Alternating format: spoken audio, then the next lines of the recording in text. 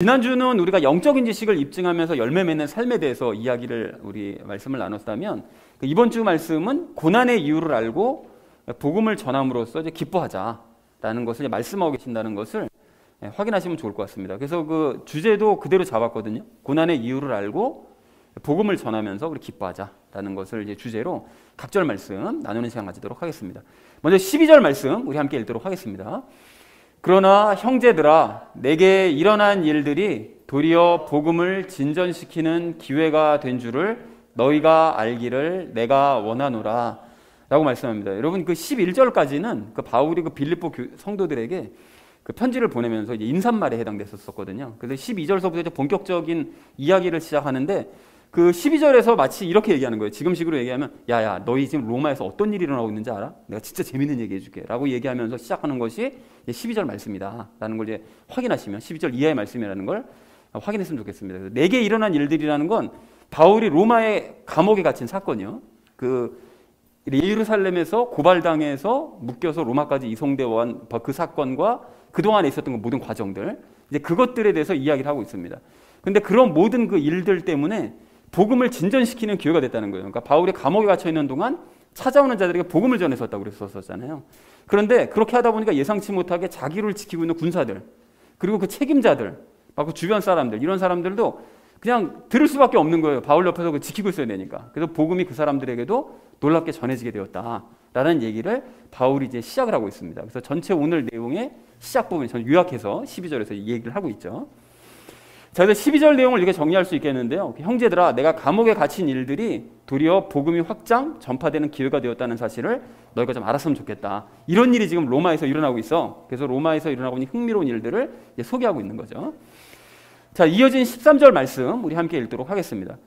그리하여 그리스도 안에서 내가 결박당한 일이 온 궁궐 안과 다른 모든 곳에 드러나게 되었고 라고 말씀하는데요. 그리스도 안에서 내가 결박당한 일이라는 것이 이제 본격적으로 이야기를 시작하는 거죠. 아까 전에 방금 12절에서 얘기했던 것을 이제 다시 한번 얘기하는데, 예수님과 이 바울이 함께 결박당한 이후에 예루살렘으로부터 지금까지 벌어졌던 그 모든 일들, 그 일들이 이제 복음이 전해지는 계기가 됐다는 거예요. 그러니까 바울이 왜 죄인이 되어서 결박을 당해야 됐는지, 그리고 그 이후로 로마로 올 때까지 어떤 일들이 있었는지, 그리고 로마에 도착해서는 또 무슨 일이 있었는지, 이런 이 모든 일들이 곳곳에 전해지게 되었다는 것이죠. 그래서 바울이 일단은 온 궁궐 안에 이 모든 이야기가 전해졌다고 얘기를 하는데, 사실 바울은 셋집을 감옥 삼아서 머물면서 복음을 전하고 있었거든요. 그 사도행전 말씀을 보면, 마지막 부분을 보면. 근데 왜 궁궐 안에 복음이 전해졌느냐, 이게 어떻게 해서 이럴 수가 있냐, 셋집에서 전했는데 어떻게 궁궐 안에까지 복음이 전해지지 싶을 수가 있는데, 이게 하나님의 역사입니다.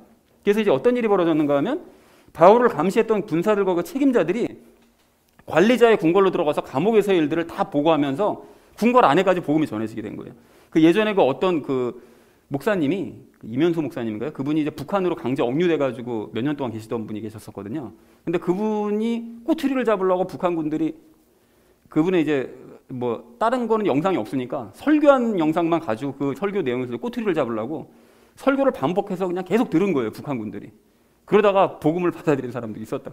이런 역사가 일어나는 거죠. 똑같은 거예요. 그러니까 옆에서 군사들과 책임자들이 그 관리자의 궁궐로 들어가서 무슨 바울이 얘기를 했고 어떤 일이 있었고 다 보고를 해야 될 거 아닙니까? 근데 하다 보니까 복음이 전해지는 거죠. 그래서 그 사람이, 야, 그런 일이 왜 일어난 거야 도대체? 이렇게 질문하고 답변하면서 복음이 전해지는 놀라운 역사가 일어나게 되었다. 그래서 궁궐 안에도 이런 일이 일어나고 다른 모든 곳, 그리고 그 사람들이 퇴근하면 이제 바깥으로 나가잖아요. 그럼 이제 궁궐 밖에 외부에서도 복음이 전파되는. 그러니까 로마에서 벌써 바울이 감옥 안에 갇혀서 아무것도 안 하는 것 같은데, 로마에는 벌써 복음이 전해지기 시작하고 있었던 것이었죠. 이게 하나님의 역사입니다. 그래서 바울이 좀 너무 놀라우니까 그걸 이제 자랑삼아 막 얘기를 하는 거예요, 빌립보 성도들에게. 예수님과 함께 결박되어 겪었던 그동안의 모든 일들과 함께 복음이 온 궁궐 안과 외부에 전해지게 되었다라고 이제 바울이 얘기했다는 것이 13절의 의미가 되겠습니다. 자, 이어진 14절 말씀 우리 함께 읽도록 하겠습니다. 주 안에 있는 형제들 중에 많은 이들이 내가 결박당한 일로 인해 확신을 갖게 되어 두려움 없이 말씀을 더욱 담대히 말하게 되었느니라 라고 말씀합니다. 그래서 내가 결박당한 일로 인해 확신을 갖게 된 사람들이 생긴 거예요. 즉 로마에 있는 형제들, 그러니까 그리스도인들 중에 이제 대부분의 이제 많은 사람들은 그 13절과 같은 이유 때문에, 즉 바울이 감옥에 있지만 복음은 전해진다, 하나님께서 바울을 이용해서 복음을 전파하신다, 이런 거를 알게 되었기 때문에 복음에 대한 더 큰 확신을 갖게 된 거예요. 하나님 살아계신다 놀라운 게 역사하신다라는 것을 알게 되고 확신을 갖게 된 거죠. 그러니까 하나님께서 바울을 감옥에 그대로 두시는 건 로마의 다양한 계층의 그런 불신자들에게 상상도 못했던 일이잖아요. 뭐 왕이나 뭐 관리자들에게 복음이 전해질 줄 어떻게 알았겠어요. 근데 그렇게 이제 전해지고 있다는 불신자들에게 복음을 전파하시기 위함이라는 사실을 이 사람들이 깨달은 거죠. 그러니까 아, 복음화가 이미 시작되었구나라는 거를 이 성도들이 깨닫고 확신을 갖게 된 거죠. 그래서 우리도 전하자, 막 이렇게 된 거예요. 이제 그리스도인들 사이에. 그래서 두려움 없이 이제 말씀을 더욱 담대히 이제 말하게 되었는데, 이래서 이 사람들이 더 담대히 복음을 전파한 거예요. 로마에서는 당시에 그 유대인들 또 그 그리스도인들 막 이런 사람들을 좀 싫어하는 경향이 있었거든요. 그래서 이제 복음을 전하기 위축돼 있는 상태였는데 바울을 보면서 도리어 이제 더 담대해진 거죠. 그래서 어차피 복음을 전하다가 우리가 감옥 갇히면 감옥 갇혀도 거기서 복음이 또 전파될 거야, 바울처럼. 이런 이제 자신감들을 얻어서 더 열심히 이제 복음을 전하게 되는 이런 역사가 일어나게 되었다. 그러니까 하나님의 역사로 주변에 이제 그리스도인들까지 변화되는 막 이런 역사가 막 놀랍게 일어나고 있어라는 거 바울이 지금 막 자랑을 하고 있는 거죠, 빌립보 성도들에게.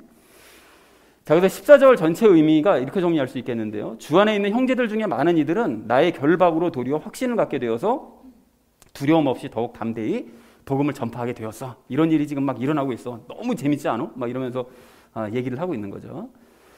자, 이어진 15절 말씀 우리 함께 읽도록 하겠습니다. 참으로 어떤 이들은 심지어 시기와 다툼으로 그리스도를 선포하고 또한 어떤 이들은 선한 뜻으로 하나니 라고 말씀합니다. 자, 그런데 이게 시기와 다툼으로 이제 그리스도를 선포한다는 말씀이 이제 헷갈리실 수가 있는데, 안타깝게도 이제 로마의 교회는 14절 방금 말씀드렸던 그렇게 이제 도전을 받고 확신을 갖고 열심히 전했던 사람만 있었던 게 아니라 일부는 시기와 다툼으로 그리스도를 선포했던 거예요. 그러니까 시기와 다툼으로 그리스도를 선포했다는 것이 무엇이냐, 이게 무슨 뜻인가는 제가 다음 절에서 설명을 드리도록 하겠습니다. 그리고 반대로 이제 어떤 이들, 방금 말씀드렸던 거 14절에 그 담대히 복음을 선포한 사람들, 그런 사람들은 그 선한 뜻으로 복음을 선포하고 있다. 두 부류의 사람들이 어쨌든 하나님을 선포하고 있다라고 이야기를 하고 있습니다. 그래서 15절 전체 의미를 이렇게 정리할 수 있겠는데, 어떤 사람들은 선한 뜻으로 복음을 선포하고 있지만 또 다른 어떤 사람들은 시기와 다툼으로 그리스도를 선포하고 있다라고 이제 두 부류의 사람들이 로마에 지금 그리스도인들이 있어라는 걸 얘기하고 있다는 것이 15절의 의미가 되겠습니다. 자, 이어진 16절 말씀 우리 함께 읽도록 하겠습니다. 저들은 내가 결박당한 일에 고통을 더할 줄로 생각하여 성실하지 않게 다툼으로 그리스도를 선포하나 라고 말씀하는데요. 이게 저들이라는 것은 방금 말씀드렸던 그 시기와 다툼으로 그리스도를 선포하는 사람들, 그 사람들에 대해 설명하고 있습니다. 그러면 이 사람들이 왜 이런 생각을 하고 왜 이런 행동을 했는 것인가를 얘기하는데, 결박당한 일에 고통을 더할 줄로 생각했다는 거예요. 뭔 소린가 하면 바울이 지금 결박당한 것으로 그치는 것이 아니라, 야, 로마에 지금 그 로마 사람들이 정말 싫어하는 유대인들, 그리고 또 거기다 그리스도인까지 된 이 바울, 이런 사람을 황제가 만나줄 것 같아? 그리고 이게 감옥으로 갇히는 걸로 끝날 것 같아? 더 큰 고통 당하지? 이렇게 예상한 사람들이 있었던 거예요. 그래서 그 사람들은 더 큰 고통을 바울이 겪게 될 것이라면서 비관적으로 생각한 사람들이었다는 거예요. 그런 부류의 사람들이 있었다는 거죠. 그래서 그 사람들은 이 14절에 확신을 가진 사람들, 그러니까 바울이 감옥에 갇힌 것은 하나님의 역사로 말미암아 그 다양한 계층의 사람들에게 복음을 전할 것이라는 걸 깨닫지 못한 사람들, 이제 그런 사람들에게 비관적으로 생각을 한 거죠. 그러면서 더불어서 이 사람들은 복음 전파에 열심을 다한 바울이 고난을 당하는 것만 보고서는 굉장히 비관적이 된 거예요. 아니, 저렇게 열심히 살았는데, 저렇게 열심히 전했는데, 아니, 그 결과는 이거냐? 라고 이제 비관적으로 생각한 건데, 자신들도 그럼 무슨 생각을 할까요? 결국은 바울처럼 아무리 열심히 노력해봐야 결국은 바울처럼 이렇게 감옥에 갇혀서 더 큰 고통을 당하게 되는 이런 결말을 맞을 거 아니냐. 그러니까 의무감으로 그냥 대충 복음을 전한 거죠, 이런 사람들은. 그리고 성실하지 않게 이제 입증하지 않으면서 이제 복음을 전하니까, 그러다 보니까 불신자들과 이제 다툼이 일어나기도 하는 거죠. 너희가 전하는 게 무슨 얼토당토하는 얘기냐 그러면 뭐 입증도 안 하는 거예요. 대충 그냥 전하고 말고 막 이런 식으로 되니까 싸움도 일어나고 해서, 또 한편으로는 편한 환경에서 복음을 전하는 다른 지역에 있는 사람들, 이런 사람들을 시기하기도 하면서 복음을 전파하는 이런 부류의 사람들이 있었다라는 것을 얘기하는 것이 16절의 의미가 되겠습니다. 자, 16절 전체 의미를 이렇게 정리할 수 있겠는데요. 시기와 다툼으로 복음을 전하는 사람들은 내가 더 큰 고통을 받을 것이라고 생각을 해서 시기심과 성실하지 않은 태도로 복음을 전했고, 그래서 사람들과 다투고는 한다. 이런 부류의 사람들도 있다라고 바울이 얘기한 것이 16절의 의미가 되겠습니다. 자, 이어진 17절 말씀 우리 함께 읽도록 하겠습니다. 이들은 내가 복음을 변호하기 위해 세워준 줄 알고 사랑으로 하느니라 라고 얘기하는데요. 저들과 다른 이들이라는 것은 그 앞에서 얘기했었던 그 하나님의 뜻을 깨달아서 담대히 복음을 전하는 14절과 같은 사람들, 이런 사람들은 복음을 변호하기 위해 서진 줄 알고, 그러니까 바울이 감옥에 갇혀 있는 이유가 그 감옥 안에서 복음을 증거하기 위해서 감옥에 지금 갇혀 있다는 사실을 깨달은 사람들, 이제 그거를 얘기하는 거죠. 그래서 바울이 감옥에서 종사하는 그런 불신자들에게 복음을 변호하기 위해, 입증하기 위해 계속 갇혀 있다라는 사실을 깨달은 거죠. 하나님의 뜻을 깨달은 그런 사람들인 거죠. 그래서 그걸 깨달았기 때문에 이 사람들은 하나님의 계획을 깨달았기 때문에 사랑으로 복음을 전파합니다. 하나님과 이웃을 사랑하는 마음을 가지고 더 열심히 이제 복음을 전파하는 그런 사람들이, 그 두 부류의 사람들이 있다라고 이제 바울이 얘기했다는 것이 17절의 의미가 되겠습니다. 17절 전체 의미 이렇게 정리할 수 있겠는데요. 하나님의 뜻을 깨달은 사람들은 내가 복음 때문에 감옥에 갇혔음을 알고 있기에 사랑의 마음으로 복음을 열심히 전파하고 있다라고 얘기했다는 것이 17절의 의미가 되겠습니다. 자, 마지막 18절 말씀 우리 함께 읽도록 하겠습니다.